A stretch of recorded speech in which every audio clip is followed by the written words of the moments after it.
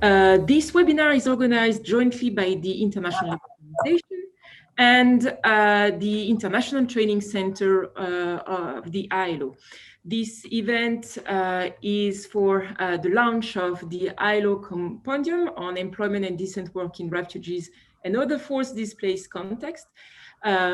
We are together joined by different experts, colleagues from the ILO and UNHCR. Thank you all for being with us today.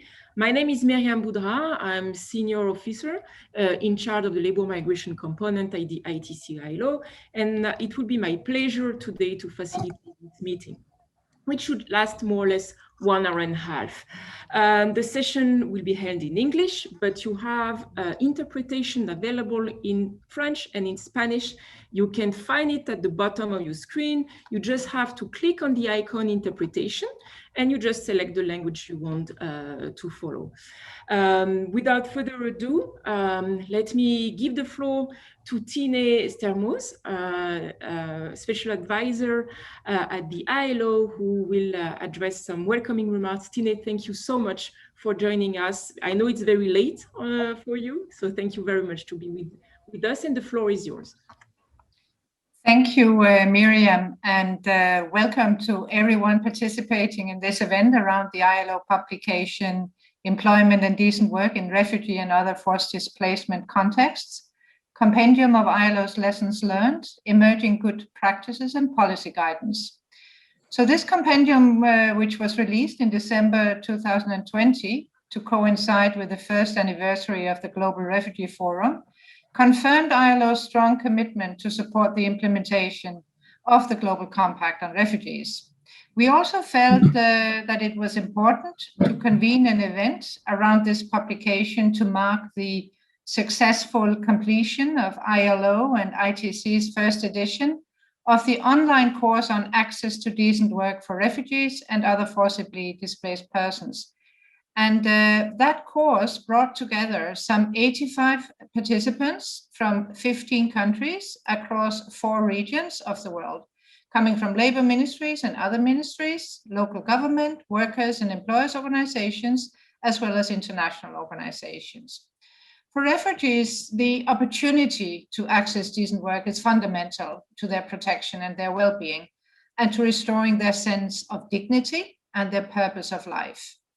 For the societies in which they live, decent work strengthens resilience, enabling the fulfillment of social and economic rights, and opens the door for durable solutions and social justice. Now, the ILO's mandate and its unique tripartite structure, as well as its growing operational experience in contributing to refugee responses, has enabled us to guide our constituents and other partners in facilitating labor market access and decent work for refugees and host communities. Decent work offers a comprehensive entry point for a refugee response, covering not only the provision of work and income opportunities for all, but also the promotion of workplace rights, equality, and social dialogue. A key manifestation of ILO's objective in providing a comprehensive response is our involvement with UNHCR, UNICEF, the World Bank, the IFC, and the government of the Netherlands in the Partnership for Improving Prospects for Forcibly Displaced Persons and Host Communities. This partnership is called Prospects, and this takes place in 8 hosting countries in the Middle East, North Africa, and the Horn of Africa. The compendium, which we are discussing today, is structured around the 2016 ILO's guiding principles on the access of refugees and other forcibly displaced persons to the labor market, which together with the Employment and Decent Work for Peace and Resilience recommendation from 2017, it's number 205, and the Global Compact for Refugees have established global momentum for addressing issues of refugees as access to labor market through a rights-based approach. The compendium synthesizes the main lessons learned and emerging good practices on ILO's refugee response programs that have been more systematically captured since 2013 in the areas related to governance frameworks, economic and employment policies, labor rights, and equality of opportunities, along with partnerships, coordination, and coherence. It brings together the ILO's expertise built up through its interventions in refugee contexts around the world. It draws lessons from ILO's comprehensive interventions in responding to the Syrian refugee situation in Turkey, Lebanon, and Jordan, and more recently from supporting constituents during the Venezuelan displacement situation, as well as in the Horn of Africa and North Africa under the Prospects Program. Central to ILO's compendium is the importance that ILO attaches to collaboration and partnerships. It is the result of a collaborative effort within the ILO between different branches, the Labor Migration Branch, the Development and Investment Branch, and the Office of the Director General for Policy, from where I come. It makes the case that employment and decent work should be part of a comprehensive response for refugees and forcibly displaced persons and host communities, and for the ILO's increased engagement in this area. Through the compendium, the ILO also seeks to reinforce coordination and coherence across our technical branches, but most importantly, with our field offices, as well as with partner organizations in operationalization of access to decent work for refugees and other forcibly displaced persons. We hope that the compendium and the interventions from our field colleagues in different parts of the world will give you a good overview of some lessons learned and emerging good practices. And I'll end my remarks here. Thank you. Thank you very much, Tine, for your welcoming remarks. And before just giving the floor to our first speakers, I just want to say we do have a very packed, very interesting agenda today. And just want to say to our participants joining and listening to us, if they do have questions, please don't hesitate to use the chat box. If we have time at the end, before the end of the session, we will maybe be able to take some of the questions. If not, at least, you know, in particular, if you do have remarks that might also be interesting for the speakers to have a look to that. But so please don't hesitate to use the chat box. And without further ado, I would like to give the floor to our, I would say, two first speakers, Eloise Ruodel and Federico Negro. Eloise is a senior technical officer at ILO Migrants. She's in charge of refugees and migration crisis. So Eloise, you will be the first taking the floor. She will be immediately followed by Federico Negro, head in charge of the head of the unit in charge of peace and resilience at the ILO. Thank you both for being with us. Eloise, I give you the floor, and then you will be followed directly by Federico. Thank you very much, Miriam. To start, I think it's important to remind that from its inception, over 100 years ago, the ILO, the UN Agency for the World of Work, has been engaged in the employment and labor aspects of refugees. Since 1919, in the aftermath of World War I, the organization was actively involved in helping refugees find jobs and protecting them from exploitation. Of course, ILO's response has adapted and met the challenges of the ever-increasing scale, duration, and complexity of global displacement.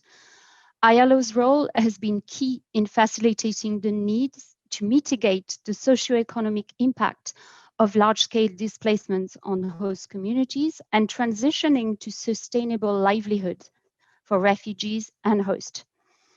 We know that displaced populations are easily marginalized and excluded, concentrated in poor quality, informal employment and under-regulated sectors where they are susceptible to decent work deficits and discriminatory treatments. Hosting communities, the majority in developing countries, may struggle to absorb large numbers of displaced persons facing their own labor market challenges, including unemployment and informality. This often leads to competitions among refugees, migrants, and nationals for poor quality jobs. Furthermore, recent ILO research indicates that the COVID pandemic has highlighted structural challenges around host communities, socioeconomic conditions, legislations, and policy around the protections of refugees and the right to work, as well as other practical obstacles around languages and lack of skills recognitions. It has put a significant challenges on public health as well as livelihood and exacerbated the vulnerability of displaced populations to crisis, whilst reducing their access to coping strategies. As a result, many have faced worsening working conditions and weakened protections. We also know that women and men are affected differently in situations of displacement, and that women are particularly exposed in time of crisis, as we have seen in the ongoing COVID-19 pandemic. But out of crisis can emerge opportunities for women to take up new roles, utilize their trainings and skills, and challenge traditional powers dynamics, which we can only encourage. Core to the ILO's mandates are the principles of social justice, equality of workers, and non-discrimination. The ILO promotes decent work approaches, by which we mean the provision of work and income opportunities for all, but also the promotion of workplace rights, equality, and social dialogue. According to the ILO, decent work sums up the aspirations of people in their working lives for opportunity and income, rights, voice, and recognitions. So while the global pictures may be grim, the ILO is encouraged by the increasing numbers of governments and partners who recognize that refugees are not mere recipients of long-term aid. They are proactive agents of development. Refugees are producers, consumers, and entrepreneurs who make autonomous decisions about their livelihood, the applications of their skills and qualifications, and their socioeconomic well-being. So in parallel to increasing guidance and tools to help constituents adopt decent work response strategies and to significantly scaling up its development cooperation portfolio in refugees and also mixed migration context, the ILO has also been more systematically documenting lessons learned and emerging practices. This was started with our work in Jordan and Lebanon, and you will hear from that later, then extended to Turkey, and now this compendium covering other parts of the world, including Africa, Latin America, and Asia. So in the next session, as I say, you will hear from ILO colleagues, partners, and beneficiaries what are some of key lessons and emerging encouraging practices that we are seeking to duplicate, whilst always adjusting to specific contexts. But before that, I will pass over to my colleague Federico to touch on complementary aspects of what we have tried to achieve and to convey through this compendium. I thank you. Thank you very much, Eloise. Federico, the floor is yours. Thank you. Thank you very much, colleagues, and welcome everybody. As Eloise just mentioned, the ILO contribution to peace is embedded in our very origin in the ILO. And a couple of years ago, the Centenary Declaration reaffirms the importance of promoting decent work also in conflict-affected settings. You know, the international labor standards, the recommendation 205, employment and decent work for peace and resilience, and all conventions that recommendation echoes are really of vital importance, including in refugee settings and settings where experiencing others forcibly displacement. And this is to promote peaceful coexistence. In the past 20 years, probably, the ILO got involved in a growing number of technical areas applied to refugee settings. And the compendium that is going to be presented today synthesizes this variety of programmatic approaches and the growing capacity of the ILO in promoting access to labor market for refugees, but also for host communities, through various policy areas, some of which will be presented by colleagues today. In the past years, it has become clear that the ILO role in promoting social cohesion and peace, including in refugees and forcibly displaced settings, is essential. The knowledge and the tools derived from the different international labor standards that we dispose nowadays are more and more relevant and adequate in refugee and conflict-affected settings. Also, in getting involved in programming, the ILO is learning how to be conflict sensitive, ensuring do no harm approaches, and engaging in the necessary step needed towards the overall goal of becoming more and more a peace responsive organization. We have been working a lot and recent document on sustaining peace through decent work and employment are supporting that approach and that rationale. Working in partnership is definitely essential for any involvement in the humanitarian development peace nexus, and is of utmost importance for the ILO as well, of course. And the ILO is working hard to be every day better equipped for this task, for this specific setting that requires specific skills and understanding. Definitely the cooperation with the UNHCR in refugee settings gave us a lot of opportunity to learn more about fragile situation. And at the same time, it has been a good opportunity for UNHCR to know more about socioeconomic sustainability in order to contribute to a durable solution. I think this is really an example of a win-win situation with both learn from another. But let me also mention my personal experience. You know, I was myself in 2004 a direct beneficiary of this cooperation among the two agencies when I was seconded to UNHCR from the ILO for a year in Eritrea, and I was there, you know, in a remote town of Tessenei, very close to the Sudan border.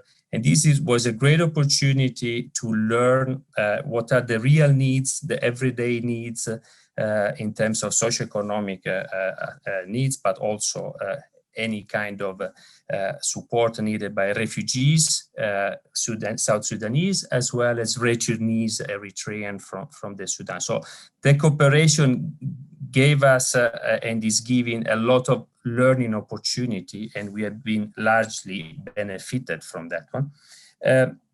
Of course, it's also fundamental, you know, internal cooperation within the organization and among countries, constituents, and also through outside cooperation and the example of the learning, mutual learning within, with the ILO facilitating the learning from our constituents of different areas has been impressive and a good way to promote how to deal with access to labor market for refugees and host communities.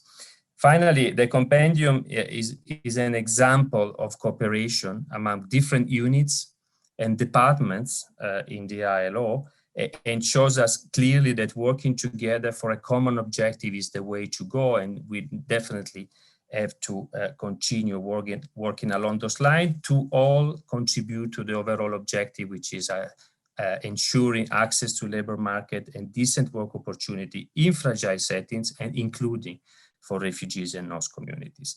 But without further ado, now let's hear from our colleagues who are going to tell us very interesting experiences. Over to you. Thank you very much.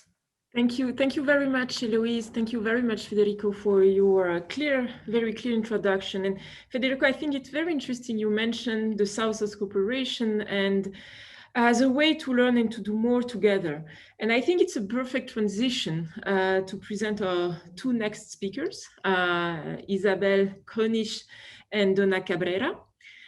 Both of them are ILO colleagues working respectively in the ILO Ankara's office and ILO Bogota's office.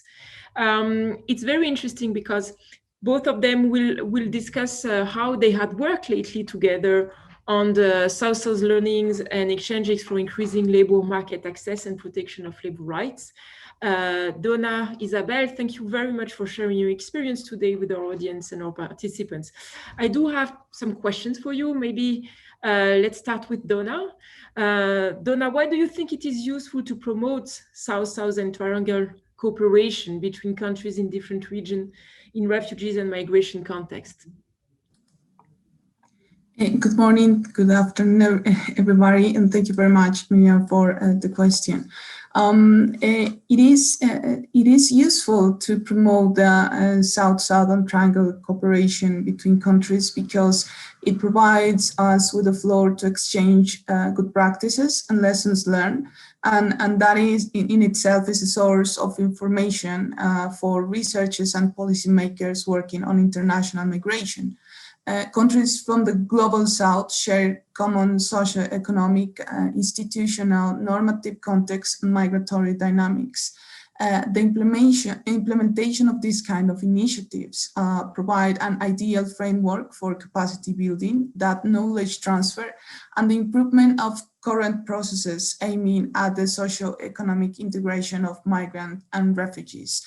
And this exchange obviously is based in the principles of South-Southern Triangle cooperation initiatives, which look to provide the floor for collaboration between equals based on principles of horizontality, and it involves some initiatives based on the national ownership, mutual benefit, and non-conditionality, complementarity, and respect to national sovereignty and no interference in domestic issues.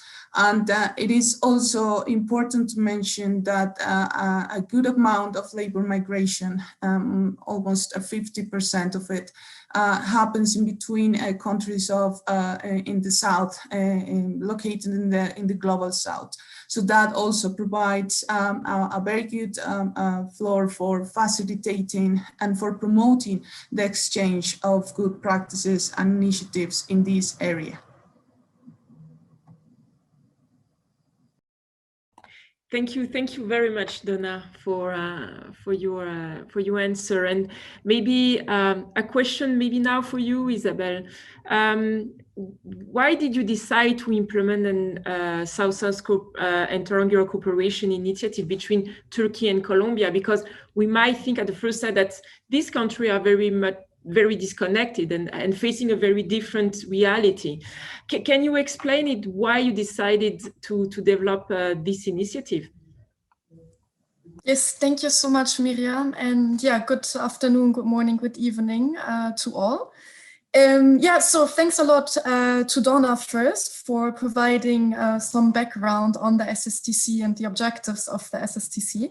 And now let me go a bit more into detail and explain why and how we decided to have this SSTC initiative between Turkey and Colombia. So yeah, Miriam, you're very right. When we look at Turkey and Colombia, at first sight, they do not seem to have a lot of things in common. They seem to be a bit disconnected, and they are located in very different parts of the world. But yeah, if you have a closer look, Turkey and Colombia do have a lot in common. So their socioeconomic development levels present similarities, and they are facing similar challenges in terms of labor market governance.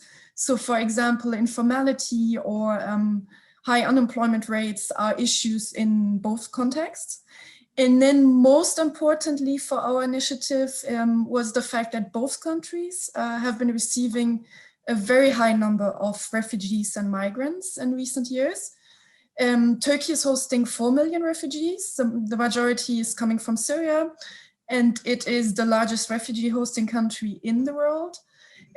Colombia is hosting almost 1.8 million Venezuelans, migrants, and refugees, and has also been receiving an increasing number of Colombian returnees from Venezuela.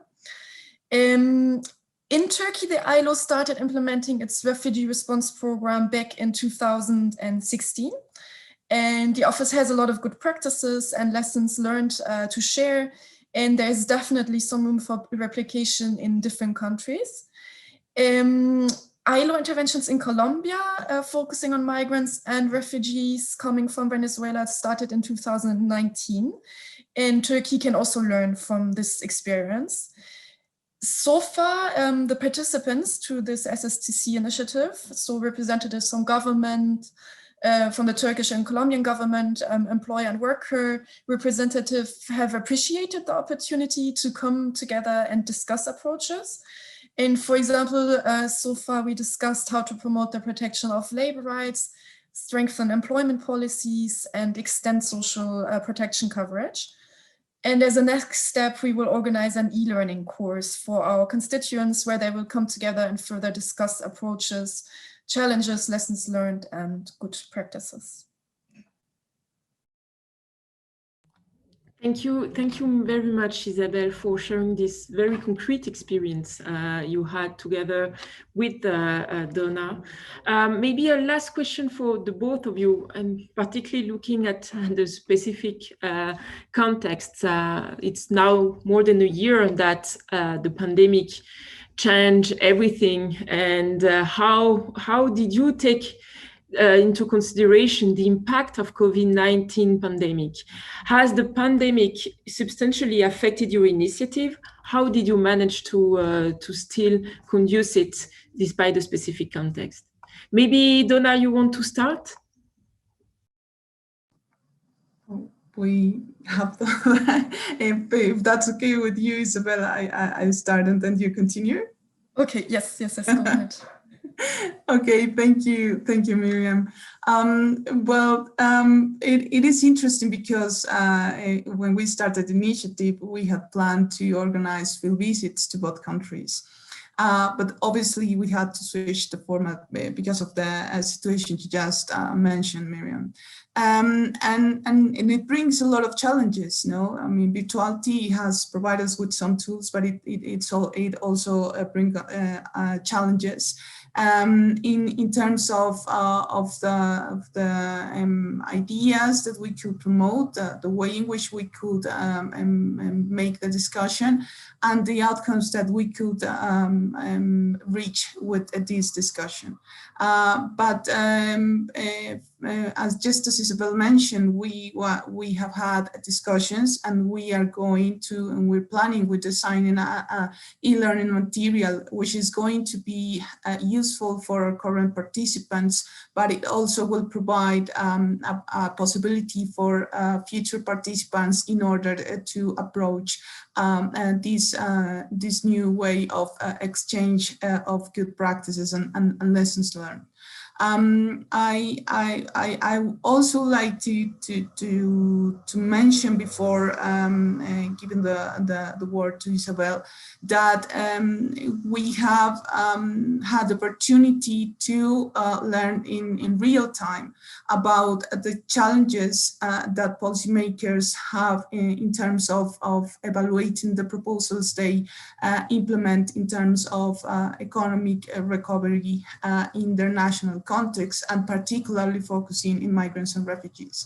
And that has been a very analytical and reflexive opportunity that this scenario has given us. And that is also a lesson learned that we hope to share with future participants in this kind of initiatives. Now, Isabel, please continue with the ideas. Thank you. Yes, thank you so much, Donna. Maybe just to complement what you have been mentioning. So, I mean, the SSTC initiative was indeed a great way to reply to needs of our constituents in real time. And again, we could observe that in both contexts, in Turkey and in Colombia, our constituents have been facing very similar challenges.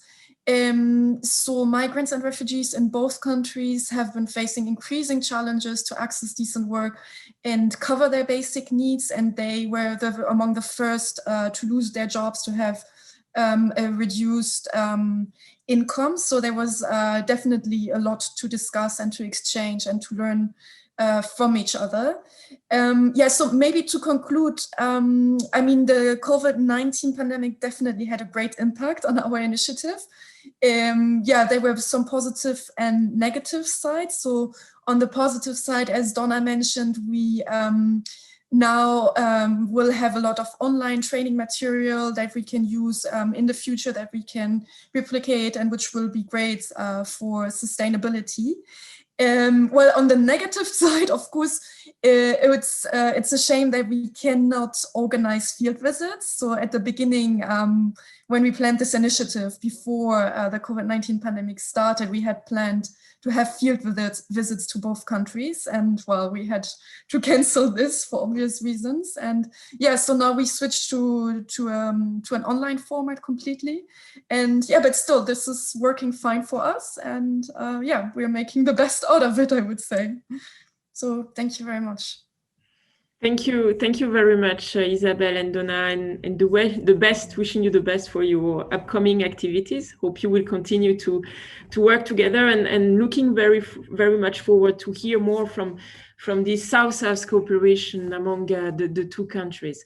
I think what is very interesting is listening to you. We see how collaboration and cooperation is important, whether it's between ILO offices or, of course, gathering together stakeholders from different countries that might not see at the first point, to have a lot to share, but actually, which I'm quite sure very inspired by the experience of each of the countries. So I hear that collaboration and cooperation is very much important. And if I may, for the next sessions, I think we are very important as well collaboration that happened, and we have the specific case of Mauritania, and I would like to thank two colleagues joining us from Mauritania, Guité Diop and Ziad Ayoubi.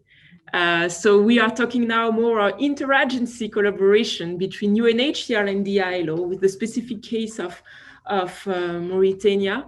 Ziad, it's a pleasure to share this webinar with you and to have you with us. It's always nice to have also other agencies, working with other agencies. Thank you very much for being with us. And I would like also to welcome my colleague Guité Diop, working at the ILO from Mauritania.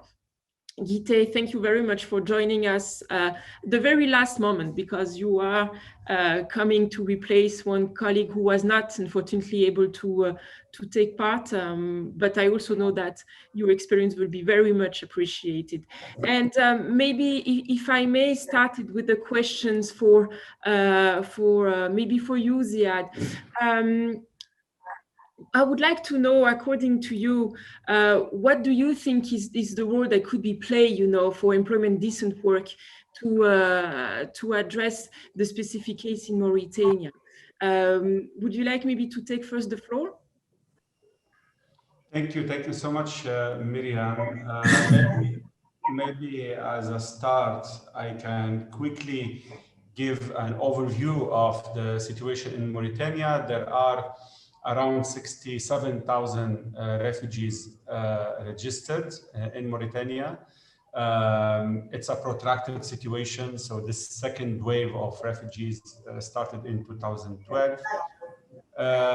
Mauritania is surrounded by many conflict situations. You have the conflict in Mali, and you have also the conflict in Western Sahara. The refugees registered in Mauritania currently are mainly from Mali. We are still receiving new arrivals, despite the closure of the border during the COVID. Still, we received around 3,000 refugees in 2020, and there's always a risk of influx. So just to go directly to the topic, I think the operation in southeast Mauritania, where is the camp, there is a big camp of refugees where more than 80% of the refugees are living there. So 80% means around 65,000 people are living in one camp in southeast Mauritania. It's called Mbera camp. In this camp, the operation is quite still humanitarian. So you can see many humanitarian agencies working there, 6 UN agencies, 20 international partners. However, you can see clearly the transition towards development. You can see clearly also the culture of self-reliance. The culture of self-reliance is mainstreamed not only among the intervening actors, but also among the population itself. And this is where the role of ILO is very crucial, because in an environment where the refugees are willing to invest efforts in order to be included in the economy, they still need support from development actors. First of all, to find employment, but also to be able to advocate for a better employment, for a better work, and create opportunities, especially that Bera Camp is in a place that's quite challenging. For those who know the area there, it's a dry area, it's a desert, it's isolated. There's only UN flights that can reach the area. By land, from the capital, you need more than 2 days to arrive. So it's quite difficult from a market point of view. It's not very diverse. So the role of ILO in this situation is to, bring additional opportunities to the area, advocate for the refugee employment, and make sure that the operation, the work happening there is not a humanitarian work only. It's a humanitarian to respond to the immediate needs, but also there is a long-term vision, create employment, create training opportunities, and so on. So I will stop here. Maybe Gite wants to add, or maybe you have another question also. Thank you so much. Thank you very much, Ziad. And I will give the floor to Gite, that I know you know very well, and you're working jointly together. Gite, thank you very much for joining us. It's a pleasure to have you with us today. Gite, maybe to complement what Ziad just mentioned, can you maybe provide us some concrete example of how the ILO in Mauritania improve employability and employment opportunities toward peace and resilience? What do you think was the greatest achievement in the work that you have done also jointly with UNHCR? Gite, I know that you will answer in French, so I will just inform participants that they can listen to you if they do not speak French through the interpretation channel, and they just need to click on the language they want to follow. Gite, je te passe la parole. Je t'en prie. I'm giving you the floor, Gite. Thank you very much. Just making sure that you open up your mic. Okay, you were in silent mode. Thank you very much, Miriam. It's a true pleasure to be here and sharing with you our experience, in particular what the ILO has been doing in Mauritania. Just to enter quickly into the topic concerning what our colleague Ziad has explained, to complete what has been said, it is important to say that the area is quite wide and it's a desert area, but it is important to note also that the context has been subject to a continuous crisis, and there's been a recent migration wave, as explained by Ziad. We have about 67,000 migrants, which sets a good number of problems. Now, as of the pressure on resources, also that refers to the pacific coexistence of social life of the population is at stake, also concerning the lack of opportunities in the area. so which is essentially a farming area. So the ILO set up 4 projects. So with the GZZ agency and the other partners, projects that have been focusing on the opportunities for refugees, for the local populations, and integrated the gender dimension and equal society. So these are move around 3 pillars: employability of the young people, of the population of migrants, and then value chain in building sector, and then support to local economy. So this type of training has been set up, and this has been organized in 80% theory and 20% practical activities. Currently, we are discussing with the Mauritanian government to set up projects on training and experience, and they are going to harmonize the training and for Mauritania. And this will enable us to move further in collaboration with the Mauritanian Institute for Education. The ILO is setting up the application of certification programs for skills and competencies. So along the value chain, in particular, local economic development and building. Concerning this sector, it is very important to concern several other elements, in particular, South-South triangular dimension, cooperation, South-South, between Mauritania and Burkina Faso. And so concerning new techniques, building techniques,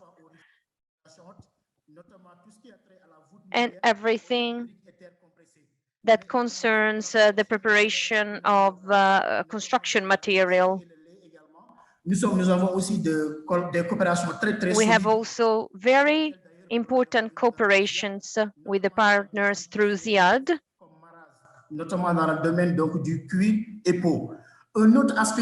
Another aspect that we can also consider is the number of young people that have been involved in this training. And we work with them, with the employment national agencies and partners, offering training services, enabling the facilitation and support and the placement of young people on the labor market. We have vocational organizations working with us. And last point I'm going to mention is the last point on the World Pact on Refugees, the fact of having a dialogue organized with the Mauritanian dialogue on employment, and we're very well advanced in this discussion together with the support of the Ministry of Labor and Employment. We are diagnosing the legal framework and policies, facilitating access for migrants to the labor market. So I will stop here and we will have time to go over detail later on. Thank you very much for sharing this experience.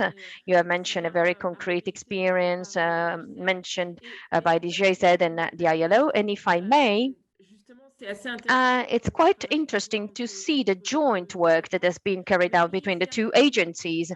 Ziad, maybe? For both of you. But if I would like to ask you, what do you think, in this collaboration, is the added value brought by each agency? But maybe Ziad, I will ask you, what do you think is the added value that the ILO bring, in this collaboration partnership? And Gite, maybe for you, what is the added value that UNHCR is bringing? Maybe Ziad, do you want to start? Thank you, Miriam. I think in a context like Mauritania, where there is enabling environment for economic inclusion of refugees, the role of ILO is actually to show concrete examples and to operationalize the humanitarian development nexus. We talk about this concept of humanitarian development nexus at the global level, and we need on the ground in the field some concrete and tangible examples. What ILO is doing in Mauritania is to work at this nexus. So to use their expertise, the area of employment expertise, in a situation that is somehow humanitarian, but moving towards development, as I said. There are many factors that make the work of ILO in Berra camp and in Mauritania in general successful. In Berra, there are a lot of needs. So what ILO is doing, the role of ILO there is to select few value chains and few niche areas and invest in these areas. And you can see the difference directly. You can see it on the ground. You can see the impact on the ground. So all what we talk about in terms of humanitarian development nexus and how the development actors can take over from humanitarian actors when it comes to sectors like livelihoods and economic inclusion, it could be seen on the ground in Berra camp. You can see schools being built using the approach of Chantier École that the ILO is doing. You can see vocational training programs coming to the region for the first time in history. There was no vocational training in this area. So the role of ILO is to bring services that humanitarian actors, and here I'm concluding, humanitarian actors will be able and can be the party who can respond to the immediate needs. But humanitarian actors cannot bring sustainable services to an area that needs all types of business development services, microfinance, vocational training, and even public infrastructure.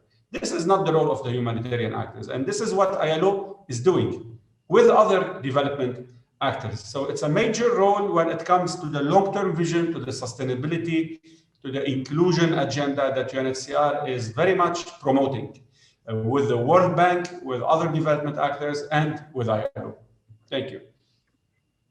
Thank you very much, Ziad, for your intervention. Maybe Gite, to you, from your experience, the added value, in your collaboration that UNHCR is bringing in Mauritania. Well, first of all, I would like to seize this chance to thank Ziad. Thank you for being here, and thank you for your assistance and for your help, and with all the UNHCR. And one element that I think is very interesting and it's important to highlight about this partnership, and I think it's it's a success story, let's say, in Mauritania, but I think also on a global level, is the fact of having a joint action plan between ILO and the UNHCR, and the experience of Mauritania and all the good practices and all the lessons that we can learn are an evidence of this, for this plan of action, this action plan. And it can also be replicated in other countries. And so this is a good example of a good cooperation between two agencies that can have an impact on the life of beneficiaries. Another element that I think we should highlight, as I said in my intervention, we are here in a context of prolonged crisis, and the vast majority of refugees need assistance and in order to empower themselves.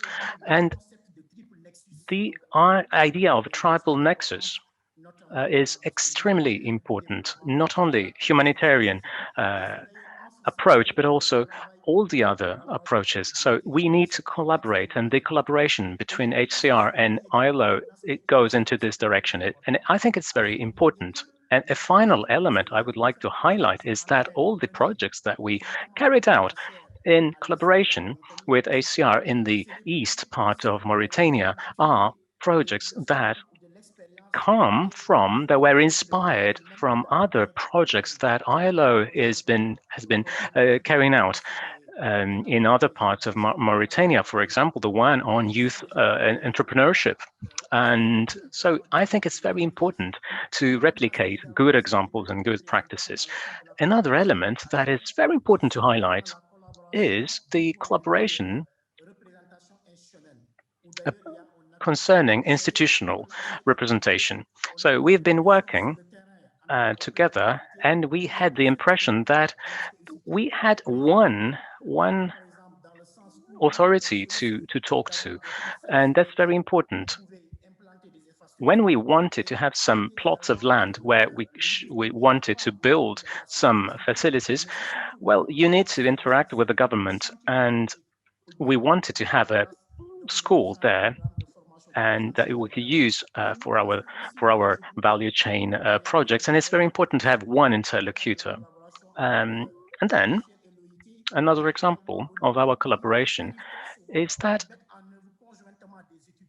we work on studies and surveys and joint surveys, or we use the ILO methodology. And so we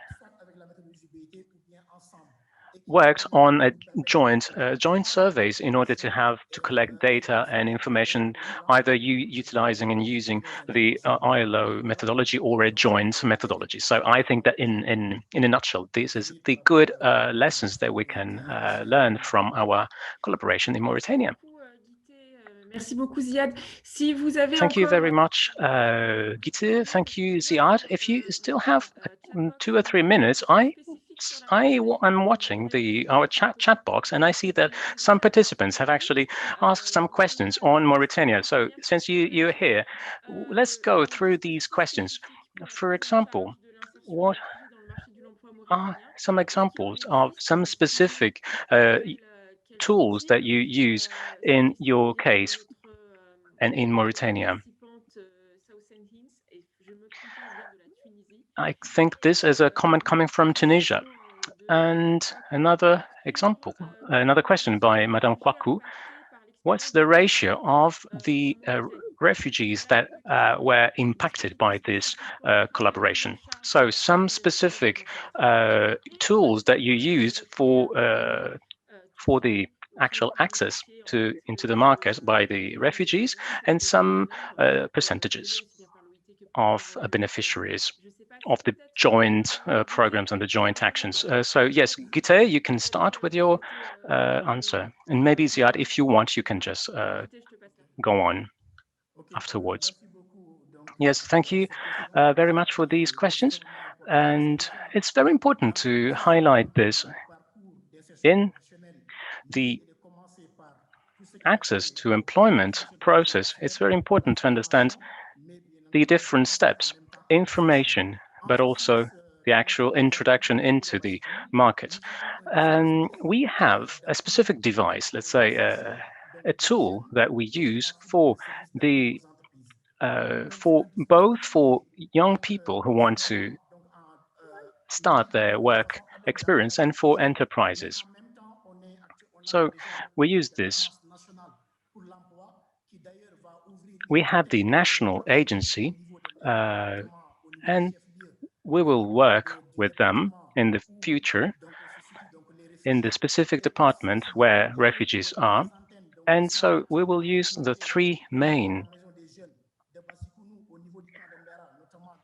antennas in one of the centers that were built by ILO. And we're going to use these facilities. So we have these 3 quarters, let's say, that are managed by our consortiums that are composed by 3 different organizations. And we work on professional insertion, but with other specific other agencies and other partners. And then one of the members of this consortium that is managing this antenna in Bazekonu, and they also started to work with microfinance. And this is very, very important because many times microfinance is not accessible for our public. And so we're working on this too. This consortium made by these three organizations is the facilitator. 13 people are part of this consortium, and these people were trained by the ILO, and they are from that region. And they work on entrepreneurship, on microfinance, and other specific subjects. So, and we are giving and we are delivering these services in these three headquarters, let's say. And then we've been working with this national employment agency for the future because we want these three unities to be incorporated in the national employment agency. I don't know if I've answered to the first question.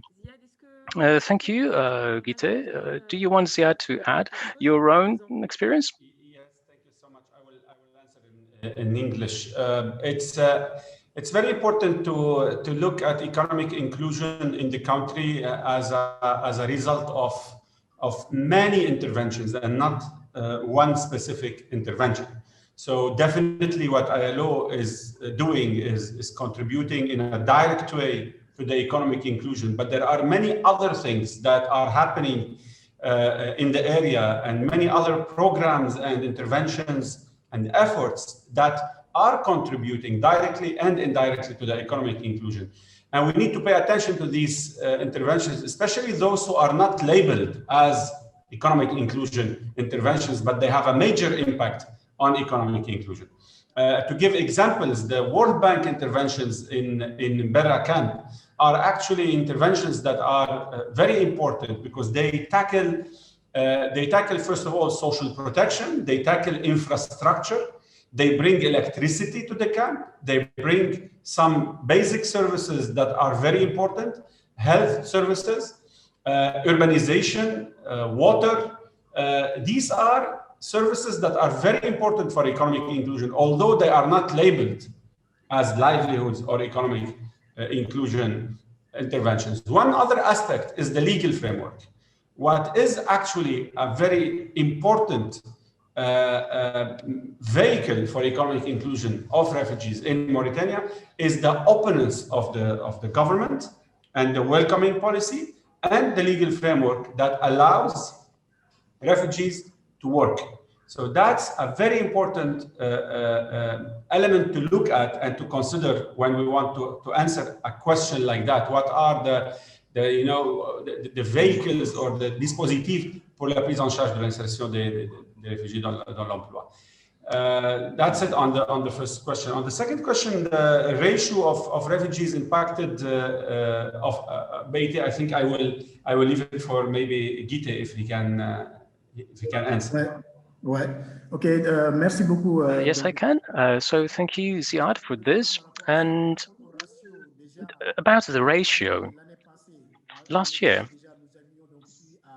we had 445 refugees coming from our populations, target populations. And in the last 2 years, we wanted to have 50%, so 50% of the OX population, and we also wanted to have 40% women. Well, we got to 33 to 35% of women presence. So that depends on the value chain and the construction. Let's say it's a less feminized sector. So in other specific situation, we had more women. We worked with our consortiums, and we also worked with the recruitment commission for interns that had an awareness raising campaign for families in order to have more women among our beneficiaries. We worked with Recuperem, and we got to 491 beneficiaries, plus 445 that I already mentioned. considering our activities in collaboration with HCR, we have 256 refugees and local populations that were impacted. And then the other projects between 19 and 20, we had 1,120 beneficiaries impacted. Your experience and answering as well to the question to participants. There are still some questions for you, but conscious about the time, I will maybe try, if possible, to keep them for the end. So please bear with us. And if possible, and if the time allow us, I will maybe give you back the floor for answering to some remaining questions, if you don't mind. But again, thank you both very much for your intervention. I think, you bring, again, as Donna and Isabel as well, some very concrete experience. And I think we do have also a very interesting experience now, which is more on looking at the promotion of entrepreneurship and developing sustainable business. And we move to another region, and we're moving in Asia, and we will see a specific and a very concrete case from Indonesia. And I would like to thank our colleague Charles Bodwell to be with us today. Good evening, Charles. It's very late for you because I know that you are joining us from Bangkok. Good evening, Charles. Thank you very much for being with us and also to share the experience. If you don't mind, we will start by sharing a short video that together with your team you prepared on the specific and concrete case of Afghan refugees, Bismillah. I had a chance to watch it before, and it's very interesting and inspiring. So I will maybe we will share the videos with our participants, and I will come back to you with some questions if you don't mind. Maybe if I may ask my colleague to share their screen. Thank you very much, Michaela. And we can start the video, which is a 3 minutes video.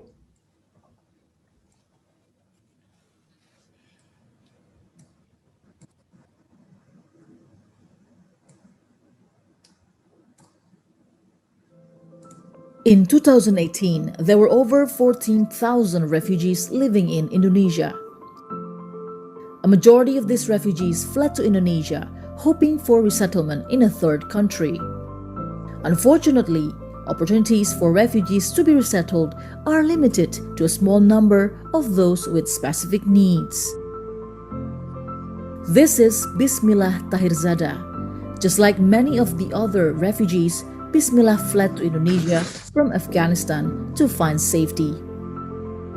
Afghanistan is not safe and offers a little hope for a good life.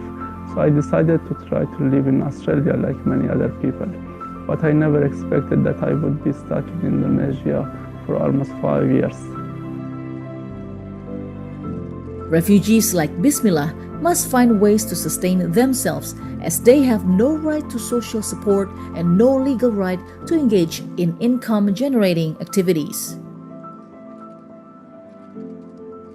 Starting in 2017, UNHCR and the ILO joined forces to develop a new sustainable approach named Ready for Business. The 6-month entrepreneurship training program supports young refugees and local youth in Indonesia. For Bismillah, this program helped him to create new business by working together with local stakeholders and communities. And I started to make kettle-cooked potato chips. The brand is called Ashimashi. I researched and practiced for more than 4 months on how to make potato chips because it's very important to have a top quality product. Rata-rata kan mereka bisa kuliner dan masakannya pasti masakan khas mereka. Mereka bisa tahu caranya gimana memulai bisnis, gimana ngembangin bisnis, gimana pemasaran dan sebagainya. Ini pasti jadi sangat-sangat potensial untuk mereka sih. The results of the program demonstrate the impact of this approach. His product is growing and get a good acceptance from customers.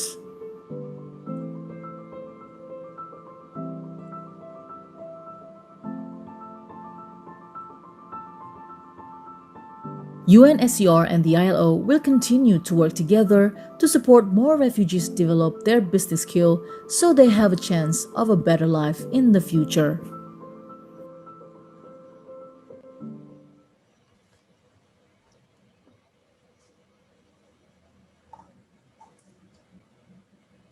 Thank you very much, Michaela. Charles, thank you again for sharing with us the experience of the concrete experience of Bismillah. And maybe can you maybe tell us a little bit more about the training? Who took part in the training and why? Okay, well, I'd like to first of all say that 2 years later, I'm happy to say that Bismillah's business is continuing along. The participants, well, to go back a little bit, we were approached by UNHCR, the regional office here in Bangkok, because of the situation of unaccompanied minors and the basic end of any possibility for resettlement, very limited possibility of resettlement. So they wanted to offer youth, unaccompanied minor youth in particular, in Indonesia, some kind of opportunities for their livelihoods, given the situation they were facing. So the participants were unaccompanied minors, roughly 15 to 25 years old. We targeted in the first round 100 youth, refugee youth, plus 100 local youth, because we combined both, hoping to create linkages, creating opportunities also for the refugee youth to benefit from those connections. That was the participants in the program.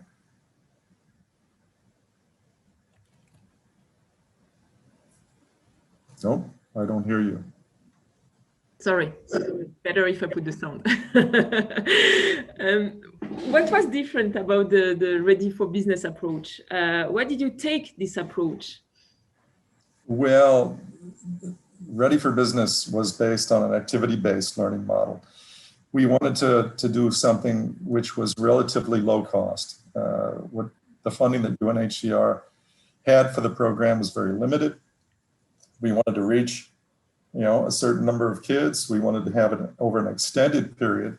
So we couldn't afford to bring in expensive trainers. We developed a program along with ITC in Turin, the International Training Center, and the University of Michigan, based around a whole series of topics on business. It was like a mini MBA that led them through the concept of business, entrepreneurship, finance, marketing, on to creating a business plan. And since we didn't want it to be a one-off, it's a 40-module program that took place over various months. We also combined, because of the situation these kids had faced, some psychosocial components to the program that we developed with an organization that specializes in that, basically to try to help the kids with some of the challenges that they were facing with their situation. We use social media. We combined other things. We combined social media to stay in constant touch with them, created fake accounts that were these two participants that kept asking questions about the program, and the kids liked that and took part in it. We had networking events where we allowed them to be able to present the materials or the products that they were developing. And we didn't rely on outsiders. We relied on the group to help each other, given the relative challenges that they have with, sometimes with trust, sometimes with linking into the local community. This was a peer-based program, and that was a center point of it. Thank you. And about the actual impact, what have been the result of the approach? The interesting thing, I've talked to a number of the participants the other day in preparation for this, just to find out what they thought. And it's interesting, what they highlighted was the connections, less the business skills. I'd like to think that we helped them really develop some business understanding and be better prepared to either be entrepreneurs or to work with businesses. What they really valued was those connections that they have with the community, both with locals and with other refugee youth. And they, 2 years later, our first cohort, many of those people are still staying in touch with each other.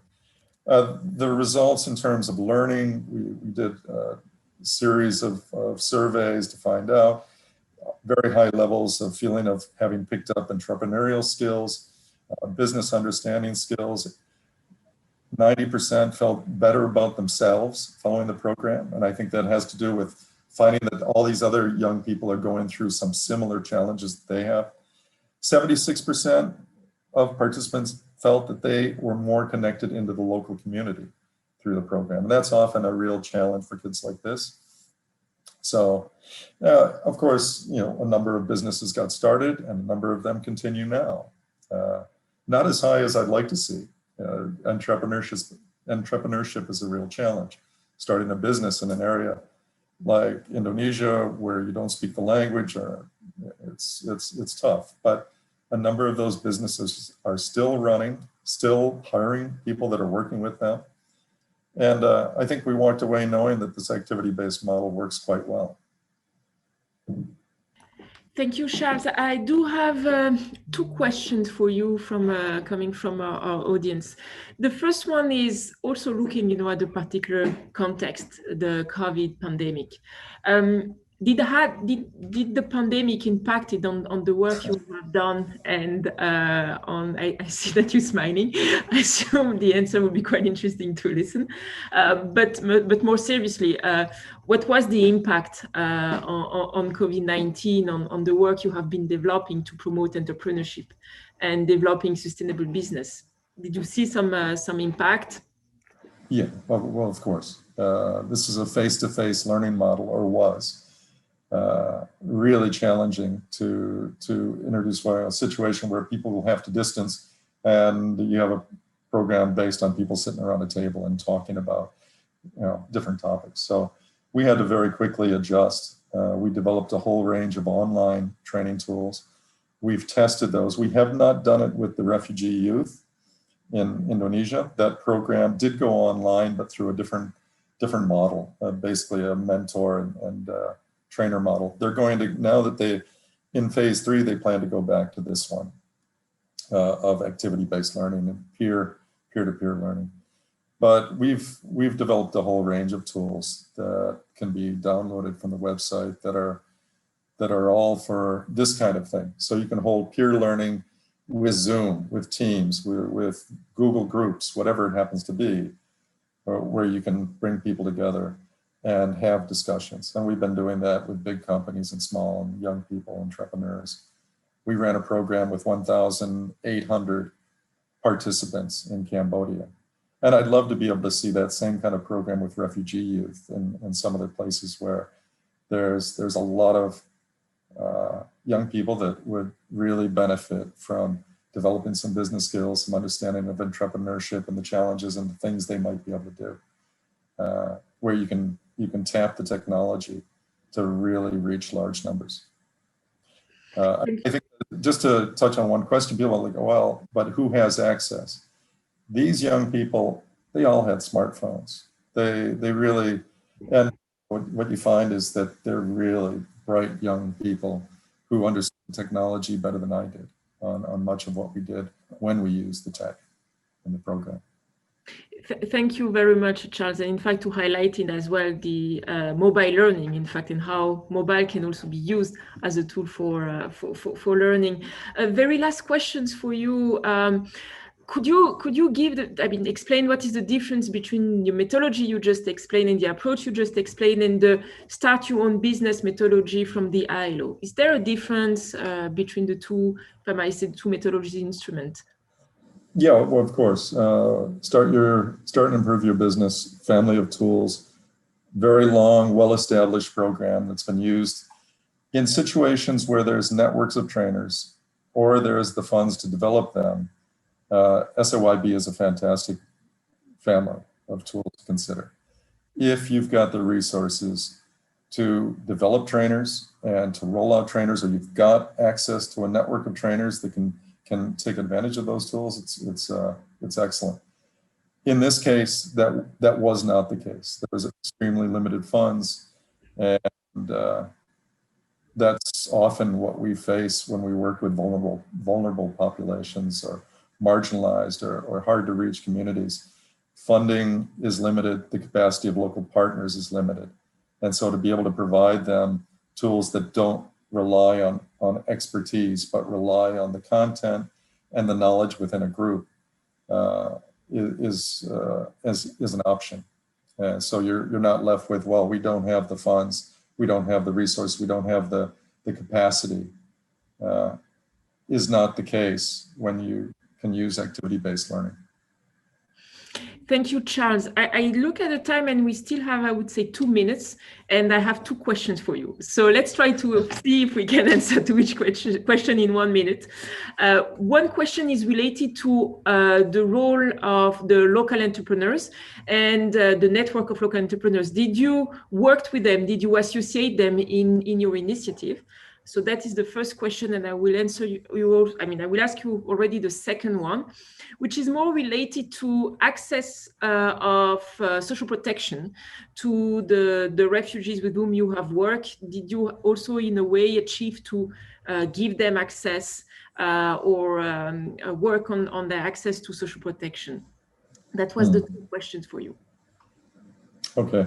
Let me start with the last one, social protection. That was not really the core focus, but I believe the office in Jakarta did some work on that in relation to the project, and I'd have to look into that a little bit more. But I do believe they were following up on the social protection angle. With regard to tapping the expertise of, how do you put that? The local youth, or the network of local entrepreneurs, and how you involve them in your initiative. Yeah, we wanted to have a much greater involvement in that first phase, and this is one of the lessons learned. We invited youth at the local universities to take part, and we got 100. We wanted to match 1-to-1, so we had 100 refugee youth and 100 local youth. Almost all the local youth dropped out. All the, as soon as they saw that it's every 2 weeks and they've got to come in and they've got to do a couple hours and it's in the evening, it sounded like a great thing, and they in solidarity, they wanted to work with these kids. And in the end, they dropped out. Who we really benefited from was the local university and the local NGO that hosted the program and put up facilitators from their community, and they worked very closely with the kids and really benefited. In some cases, they actually benefited their own entrepreneurship because they were the host that had the business, because legally a refugee youth cannot have, they can't have a bank account. They can't, whatever the limitations are, and pardon me for not being the expert on that, but there's real limitations for what they can do business-wise. And by partnering with some of the facilitators from those 2 organizations, they were able to actually do some of this business, to be able to start something up and have it be a joint venture of sorts. Thank you very much, Charles, for sharing this experience and also to putting some faces, and voices to some experience of refugees. It's glad also, as you started to say, that Bismillah is actually still his business is still growing and working. So, I mean, it's a nice story and to hear. Thank you again for sharing your experience with us. And I know it's quite late on your side, so also thank you for having with us since the beginning of the session. Let me now move to our next speaker and give the floor to our colleague. Good afternoon, Shaza, from the ILO Beirut office. Our colleague Shaza El-Jondi, who is working in the programs on the decent work for refugees. Shaza, I think it was quite interesting to if I might say, give you the floor in terms of experience at the very end, because working in the Arab states, there is now a quite long-standing experience on how to provide, to try to provide access to decent work for refugees. And it would be nice, also to hear from you as how an integrated decent work approach in forced displacement setting work in the region, and what was the lesson learned for the Arab states. Shaza, thanks again for being with us, and the floor is yours. Hello. Hi, Miriam. Can you hear me? Great. Good afternoon, good evening, everyone. Thank you so much, Miriam, for the introduction, and really a pleasure to be in this event. Indeed, as you said, in the Arab region, we have been forced to learn a lot of lessons because we have been going through crises for now, the past decade. Indeed, in the region, we have the most and the biggest forced displacement crisis in the world, the Syrian refugee crisis. Let alone other crises that many other countries in the region are affected by directly and indirectly, including in Yemen and Iraq. And of course, the impact of the Syria crisis on the neighboring countries, including Lebanon and Jordan, which I will very much focus on in my intervention today. Now, before moving to the lessons learned, I think I have to give some context to this region and in the forced displacement context. Isabel mentioned that Turkey hosts the largest number of refugees in the world. Well, let me say that Lebanon and Jordan host the largest refugee to population ratio in the world, respectively. So Lebanon being the first and Jordan being the second. Indeed, almost 25 to 30% of the population in Lebanon consists of refugees. So these are alarming figures. Iraq, the third country that I will also be speaking about, is a country that has also suffered from years of internal conflict that has displaced millions of people internally. So this is also an important element to think about, not just the refugee crisis, but the internal displacement, and has fragmented social cohesion and disrupted the systems in general. So, and also, I mean, just to give you some more background about this region, the Middle East region, so I'm talking specifically about the West Asian countries of the Arab states, I'm not including North Africa, has been, I mean, even though we have many middle income countries and of course some high income countries in the region, but this region in particular has been suffering from high unemployment rates, persistently high youth unemployment rates, and has also suffered from structural labor market challenges. I mean, very weak governance structures, young people who have very high set of skills, however, their skills are not being really matched with what the economies are creating in terms of jobs. So this is really just a background of where we started when the Syria crisis erupted and affected the neighboring countries, mostly Lebanon and Jordan. It indeed came to exacerbate pre-existing challenges and to make worse some of the labor market challenges and decent work deficits. I mean, if I'm gonna speak specifically from an ILO perspective. So what did we do at the ILO? I have 4 sets of lessons that I'll try to cover in the time I have. And I'll go back, in the years when we first started. I said that the Syria crisis itself is like almost a decade long. Our experience, I would say, to be very accurate, is around 6 to 7 years of work and engagement in this area of work in response to the Syria crisis. But of course, we have, as I said, other crises that we have been working on. Well, the first lesson that we have learned, again, from a very specific ILO perspective, that we need to focus on quick wins and immediate results. We need to start with these types of projects that actually give us a seat at the table and create a space for us. ILO, I mean, we've listened, of course, to very good experiences from colleagues in the different regions. And the collaboration between ILO and UNHCR. But we have to admit it, at least in our region, this was the case. ILO would not be the first partner that would come to mind in the UN country team when they have to discuss issues related to refugees. Now it has, at least in the countries I'm going to talk about, but 10 years ago or 8 years ago, it wasn't. I mean, it was like, this definitely would not be the first thing that would come to the mind of the resident coordinator to invite the ILO to discuss issues related to responding to refugee crisis. So we realized at the time that there are serious challenges. And from day one, I have to say, even though it took perhaps the international community some time to realize that this crisis is protracted and that it will have long-term impacts, not just on the refugees, but on the communities hosting them, we realized from day one that you cannot just address these issues like from a humanitarian angle. So what did we do? I'll give here 2 very specific examples on projects where we try to through these projects show ILO's ability to respond to such crises and provide or give immediate results or in a relatively short period of time. One is the Employment Intensive Investment Program interventions. We started with our internal resources because at the time it was difficult to convince donors to give us money to implement such a program, which for them was very similar to Cash for Work, which many of the other humanitarian agencies were doing already. So we were presenting here a model of and saying that this is a better model than Cash for Work. It ensures labor rights. It looks at and this I will touch upon later on, the longer term perspective of employment. It will ensure sustainability of employment outcomes. It will create and improve infrastructure.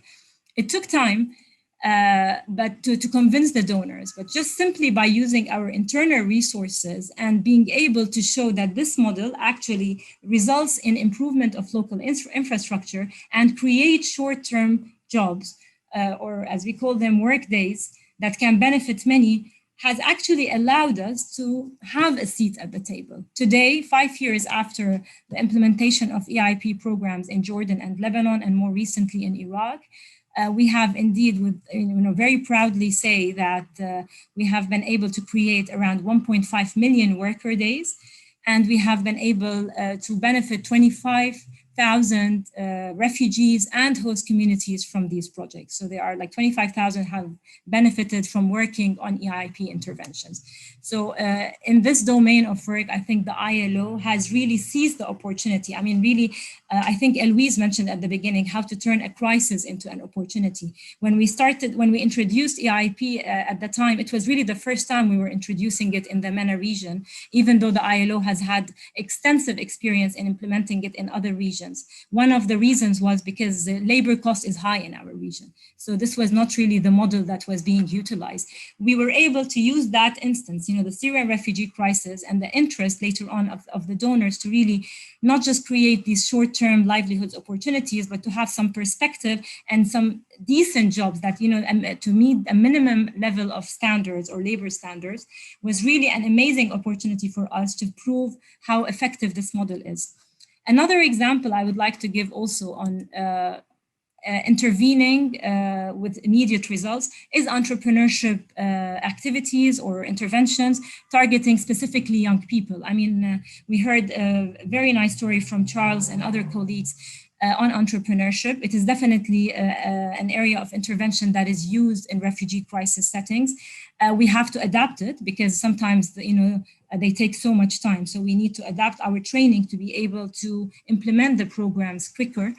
But what is very interesting is an example we have here in Lebanon, where we made use of a peace building fund project. We built on some of the work that was done by other UN agencies, primarily UNICEF and UNDP, and we brought together young people, some of the most vulnerable young people. We really had a very strict criteria on selecting young people from both refugee and Lebanese communities in one of the most deprived areas in Lebanon, and provided them with the training. Our condition was to have them attend the training together, even though, by the way, there was resistance from the government authorities for them to sit in trainings together. The idea was to bring the Syrian refugees and Lebanese in those trainings and to be trained on how to start their business. We called it, the adapted model of SYB is my MFB, My First Business. That's what we adapted here in the region. So we were amazed really by the results we have seen, that when young people sat together, it's really allowed them to speak to each other. It allowed them to forget about the differences and the tensions that exist in the communities that they have nothing to do with, and then really realize what are the ideas. They started thinking of amazing ideas that they can turn into real actions on the ground that can help their communities. They started thinking more of what is it that their communities need.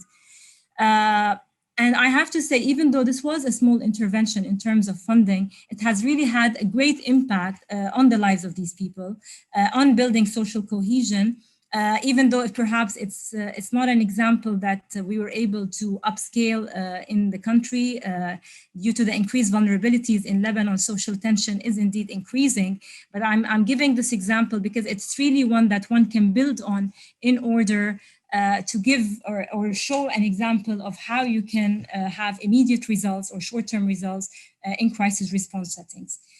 The second example or the second lesson I would like to also share with you is that while thinking of the immediate results, you need to think beyond the one thematic area. You need to identify synergies and linkages to promote the longer term employment and sustainability. And this is really going towards, the one ILO approach or the coordinated and coherent approach for responses in forced displacement settings. Let me give a very quick example of the EIIP. I said that, these people are employed for very short term or very short period of time, like on average between 40 to 60 days. But then what happens after the 40 days? This has been a challenge for us all along. You raise their expectations, they work, they feel satisfied, achieved because of, that they have an income. We were able to even reach 20%. 20% of our beneficiaries were women, and they worked in sectors that really were male dominated. But then what do you do after the 40 days? Of course, these are unskilled, semi-skilled workers. You provide them with some training while they are doing the job for the purposes of the actual project. But then what after? Some of these refugees we've realized, and also the host communities, but it really applied a lot in the case of refugees. They came with a lot of skills from Syria.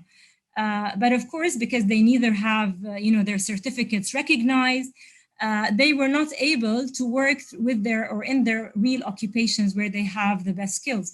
So what we are doing now is really moving from these short-term employment opportunities and thinking of a longer-term career pathway, where we either refer them to employment services that are also being supported by the ILO, but even very importantly, link them to skills development trainings. Many of them actually, and a big majority of them, have expressed interest in really participating in skills development training that would enable them or would enhance their employability and enable them to access the labor market and get a longer term job.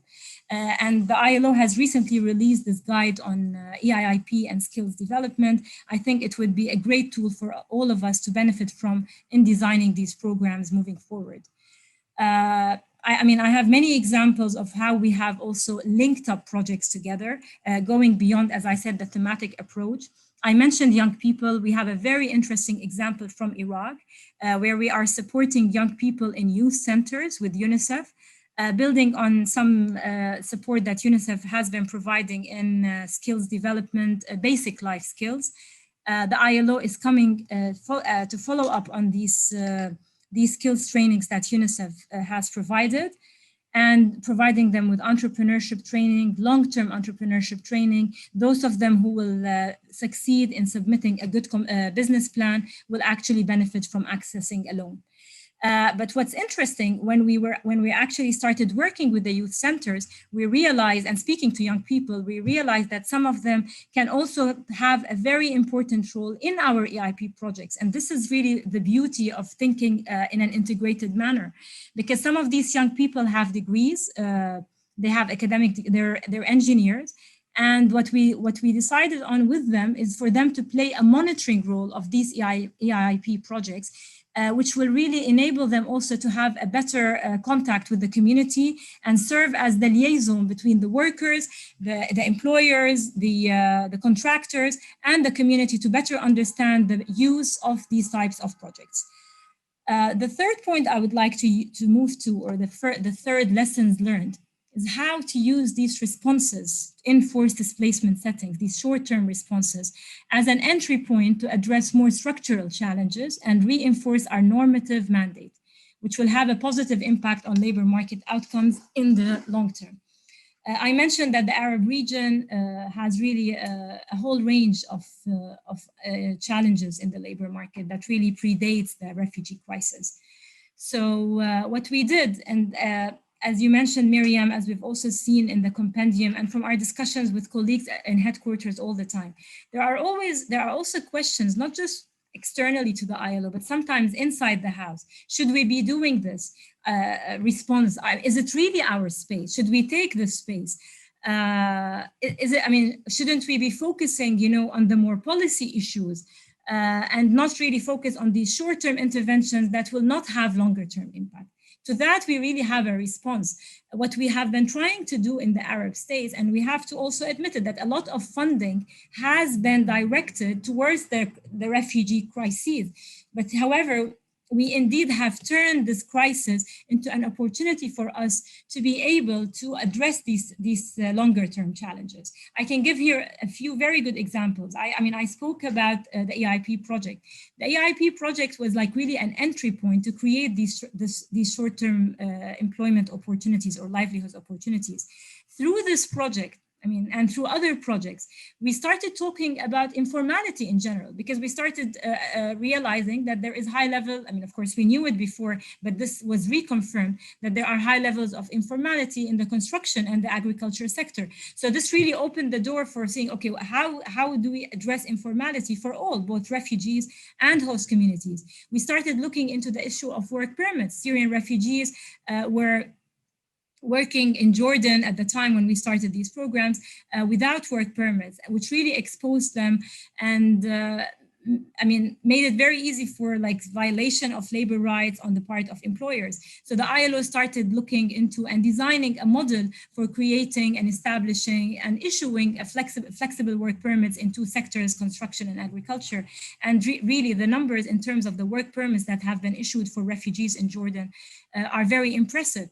We also started realizing when we worked on the construction sector through EIP, but also in the agriculture sector, which was another area, sector of focus, that there are serious violations in terms of, you know, the working conditions, the occupational safety and health. So we use it again as an entry point. While we say that we need to ensure not just any job for the refugee and host communities, but a decent job, this really opened the door and allowed us to have a dialogue with the government authorities and the social partners on how to enhance occupational safety and health, what is needed to enhance labor inspection. In Lebanon now, for example, we're visiting or we're mapping and looking at the gaps that exist in the regulations in Lebanon vis-a-vis the Convention 129 on labor inspection in agriculture.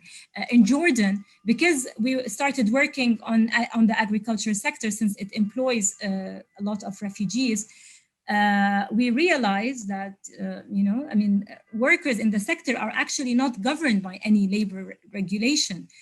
So the labor law does not cover them. Same is the case in Lebanon. So in Jordan, the ILO has supported the establishment or the development of an agriculture bylaw aiming to improve working conditions in the agriculture sector and enhance labor rights in the sector. We're doing now a labor law review in Lebanon to also look into this and see how is it that we can enhance the conditions for workers in this sector. There are really many other examples. I mean, I have a very interesting example from Iraq. In Iraq, young people are really, I mean, very disadvantaged in terms of accessing finance. They neither have the education in terms of financial education, nor the system allows for, you know, for them to access loans easily. Instead of just targeting the refugees and going through microfinance institutions and business development service providers to give them small grants, we actually went to the central bank of Iraq and tried to really address the structural challenges related to access to finance and the real root challenges that is preventing everyone from accessing finance in Iraq, not just refugees, internally displaced people and host communities. Miriam, I think you want me to end, but given that... It's very interesting. I mean, I have to say, I feel a bit bad because it's very interesting, but conscious about the time, we already extended of 5 minutes. So maybe if I may just ask you to wrap up very in 1 minute, okay? And I'll wrap up with my current function. So basically, I'm managing the partnership for the partnership prospects. The Prospects Partnership, which Tine has mentioned, I'm managing it in Lebanon, Jordan, and Iraq. And this partnership was really built, I mean, by design, on the concept of the operationalization of the humanitarian development nexus and bringing together the humanitarian and development actors. So a lot of what I said before, and we've seen examples, excellent examples about ILO UNHCR collaboration. I mean, this cannot be done just by ILO working alone. We will have to work with others. We will have to build on others' experience in some areas like UNHCR in humanitarian settings, UNICEF working with youth, but also at the same time with the other partners like the World Bank or the IFC, in terms of really touching upon and addressing, as I said, the longer term challenges in the labor market, which is really what counts in order to enhance self-reliance for all the communities, regardless of whether they are refugees or host communities. Thank you very much. Thank you so much, Shaza. It's always very interesting to listen from the experience from Arab states, and I think you highlighted at the beginning of your session that the ILO was not the first or the obvious agency, and now it's becoming a reference. And I also think it's thanks to the work done by colleagues such as you, as Maha, and all the efforts and the sweat that you also led and the hard work you've done. So, and I think it's very interesting because in a way we also, listening to you here, what it's making echo to what has been said by the other colleagues, having this holistic approach and partnership with different agencies and different actors. So I thank you very much again, Shaza, for your sharing your experience, very rich experience in the region. Without further ado, I think it's time for us to have some concluding remarks, but also takeaways. And I would like to welcome our colleague Mito Tsukamoto, who is Chief Branch of Dev Invest at the ILO. And Mito, the floor is yours for providing some of the key takeaways of this session and concluding remarks. Over to you, Mito. Thanks a lot, Miriam. What a challenging task. Wow. I mean, I think I'd first like to thank all the speakers for an extremely rich conversation and, really for sharing sort of the various experiences and good practices, but also being very honest about where, maybe the limits are and where we need to sort of still push our limits. The webinar focused on good practices through interagency collaboration in the context of forced displacement in a few countries. But I think we need to acknowledge that the list of countries that are hosting and facing displacement, however, is extensive and it's ever increasing. So what do all these experiences share? Clearly that they have given job opportunities and access to decent work to both refugees and host communities or host populations, giving them fulfillment of social and economic rights, restoring dignity and life purpose possibly.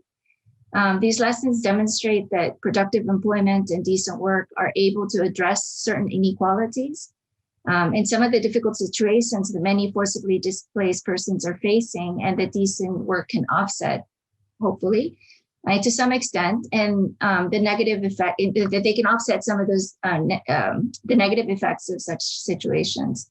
And this is very much in line with the ILO's mandate to protect fundamental principles and rights at work, to promote social justice, and to facilitate the creation of decent jobs, for all categories of workers, including the forcibly displaced.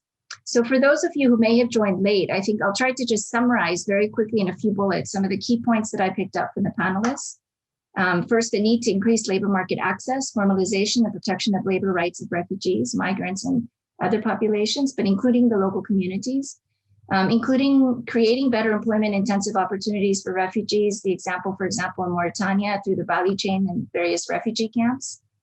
The job opportunities for unaccompanied Afghan youth was the example given by our colleague in Bangkok, and through a ready for business approach and focusing on entrepreneurship.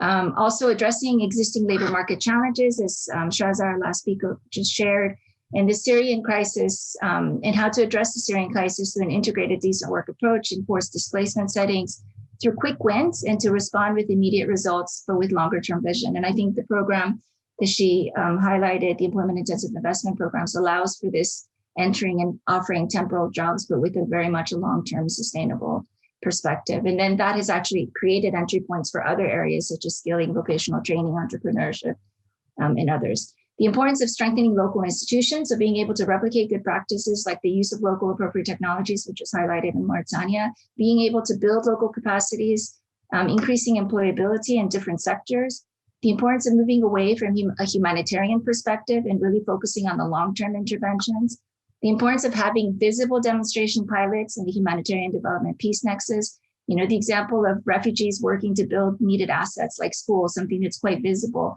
offering vocational training and possibly dealing with some of the illegal aspects are some concrete examples which are given about, how, and also the example from our colleague from UNHCR, who highlighted that humanitarian actors themselves may have difficulties implementing these kinds of visible programs.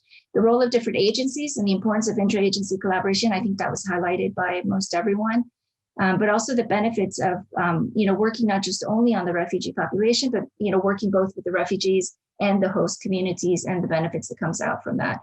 And then, of course, moving, and I think this was already mentioned, but moving from immediate to long-term interventions, which is key in showing, how an emergency intervention or crisis situation can actually have, longer and more sustainable impacts. So what would be the 3 key messages that I would like to leave with you as part of my concluding remarks? The first is the importance of normative frameworks. The ILO's normative framework specifically includes the protection of the interests of workers when employed in countries other than their own. So hence, in principle, all ILO conventions and recommendations also apply to working refugees to the extent that they are workers. And as mentioned by several colleagues already, especially Federico said this, I think, in the introduction, the ILO has adopted this Employment and Decent Work for Peace and Resilience Recommendation 205 in 2017, and this could be a guiding principle. Also, innovative normative instruments not only provide guidance to member states, organizations, and practitioners dealing with employment and decent work in fragile settings, but it also serves to ensure that attention is paid to the groups and individuals who have been, made particularly vulnerable, including internally displaced persons, migrants, refugees, and other persons who may be forcibly displaced across borders. The second point, I think, has been stressed throughout, the importance of decent work and the contribution to structural transformation, as was, the example given by Shaza. Jointly with the tripartite constituents and other institutional partners, the ILO has a long experience, which has also been articulated in the Centenary Declaration for Future of Work, to promote decent work and sustainable development in the context of conflict, but also to ensure that refugees hosting areas are also being covered by that. The ILO has worked and supports the ministries of labors and social partners, and sometimes also other ministries, depending on the type of sectors that we're working in, to find solutions through employment and decent work that include also the internal displacement, but also cross-border situations.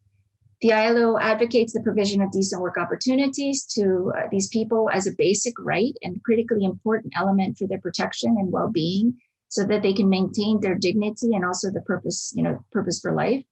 And during our engagements, we've observed that whilst benefiting from access to decent work opportunities, displaced persons bring in new sets of knowledge, skills, and attitude that are generally also a benefit to the host communities and open up new innovations, leading to flexibility, expansions, and growth in the local labor market. I think Shazak went through a series of examples, but I think they're great examples, to see how the combination of working with refugees and local communities can really have many benefits that come out of that type of, working together on different activity. And then depending on the type of employment and the activities that are undertaken to offer paid job opportunities, the jobs and activities themselves can also address some of the structural challenges in the labor market, where the private sector may not be offering sufficient jobs to absorb the number of job seekers.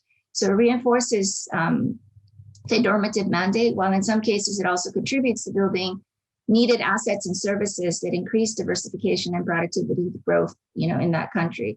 And this could also include activities which are environmentally rewarding to increase the livelihood, or ensuring access to basic services like water, health, and sanitation. That's something that we have learned, especially in the COVID pandemic, that, it's quite clear that in some rural areas, some of the basic assets and services are not there. And these are the kinds of activities that, that you can actually consider to put in place.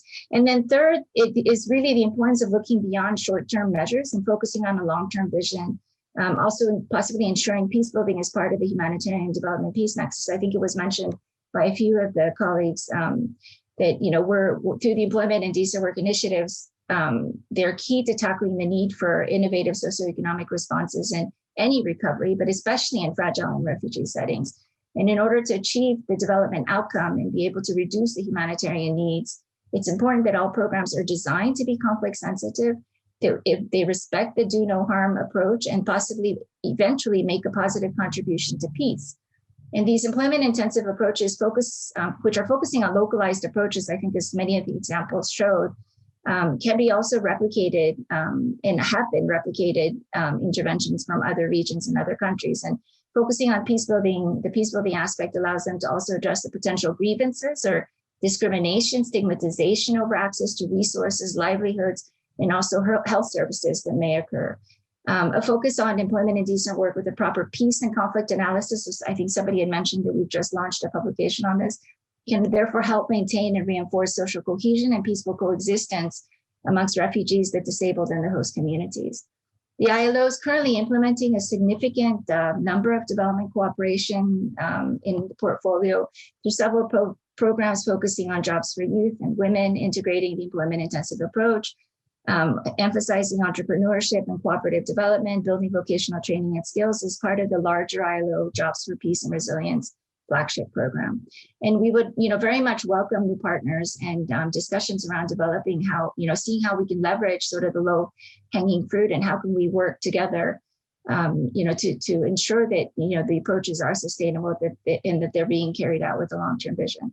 And I think finally, I didn't want to end without talking about the importance of multilateralism. The ILO, as part of the multilateral system, has reaffirmed, as have many other agencies, the continued commitment to working with displaced persons in neighboring countries. And however, those of us who are working on these issues, we know that forced displacement is an increasing problem with increasing unemployment, increasing conflicts, disasters, land degradation, and climate displacement. Multilateral partnerships and the different mandate of different actors who are working in this context is important. And whether agencies, you might have some agencies who are focusing on the financing side through public or private sector investments. You may have other agencies who are focusing on women and youth, or others who are, agriculture, environment, health, infrastructure, or maybe humanitarian or development. And these are all different entry points. But I think what is clear is that the world of work needs to be central to these discussions and not just thought of as a residual. I think Zayed earlier had said from UNHCR that there's work on the infrastructure by the World Bank and others, and this is something that can have an impact on the employment, and that's very much true. We have actually worked at the World Bank over the last decades in many countries to look at the employment dimension of say the investments in infrastructure. So that it's another example of great collaboration. And the strength of multilateralism is really in being able to bring all of our work together. And this integrated approach is one that means that maybe one important means to operationalizing the humanitarian development peace nexus, and also to be able to sort of safeguard the long-term peace by really focusing on addressing the root causes of inequalities and possibly assessing the reasons behind this displacement. And I think the ILO compendium, which was released at the first anniversary of the Global Refugee Forum at the end of 2020, was really an attempt to highlight some of the good practices that could be replicated. And of course, there's many more that are not there. But as ILO, we really welcome further discussions on this to promote durable solutions for refugees displaced and the communities that host them, especially through dignified, inclusive, comprehensive programs contributing at the same time to peaceful coexistence and social cohesion. And I guess in the end, if you haven't done so already, I would urge you to read the compendium and learn why the world of work, and especially decent work, has to be so central to these programs and need to be part of any comprehensive response, any humanitarian response. And through the compendium, the ILO, sought to reinforce coordination and coherence internally across the different technical areas, which are all, equally important, as was already mentioned by my colleagues, but as well as extending, our thoughts and visions with external partners and organizations who are involved in operationalizing access to jobs, and where we would like to contribute is being able to bring the decent aspect to the jobs, especially for refugees and forcibly displaced persons. And the ILO stands ready to partner with you to make decent work a reality for the most vulnerable, especially the IDPs, migrants, refugees, and those who are forcibly displaced across borders. Thanks a lot, Mariam. Thank you very much, Mito, for your takeaways. Very clear and very, I think, inspiring takeaways. And indeed, you highlighted, we inviting all participants to, if it's not done yet, to have a look or to read the companion. And for information to all participants, after this webinar, we will send you a message with, of course, the link to download the compendium, and also a link with the different videos if you want to watch it again. presentation. We have recorded the videos in both in French, in English, and in Spanish. And if you also want to share maybe with your colleagues or partners that maybe were not able to join, that through the recording, you can share the link. We will send you very soon. Thank you again, Mito, very much for your key takeaways and concluding remark. And if I may, I would like also to thank all the colleagues who are still there with us and who participate to make this webinar a success. We received very nice comments as well in the chat box from participants who were very excited to listen from experience from all colleagues around the world. I would encourage colleagues, if you can, please put your camera on so we can see your face before we closing. We had the chance to have colleagues joining us from different parts of the world. We had the chance to have colleagues from Turkey, from Colombia, from Indonesia, from Mauritania, from, I think I said that, did I say Turkey? I think yes. Isabel, did I mention Turkey? I did mention Turkey. So I think I mentioned all the countries. So we had all the continents present today, and of course our colleagues as well from Geneva. Let me also thank of course, our interpreters who made possible to have also such a vague and rage and large audience from different parts of the world. We had interpretation in French and in Spanish. And let me also thank finally, if you may, my colleagues at the ITC ILO and at the ILO, Michaela and Marion, who were behind and making sure that everything went smoothly. So thanks you to all for joining us, and wish you a very nice evening, day, depending where you stay, and hope to see you soon in another event. And we will, as I said, send to all registered and attendees a list with the different publication mentioned and also the recording of the video. Thank you again to all, and enjoy the rest of your day.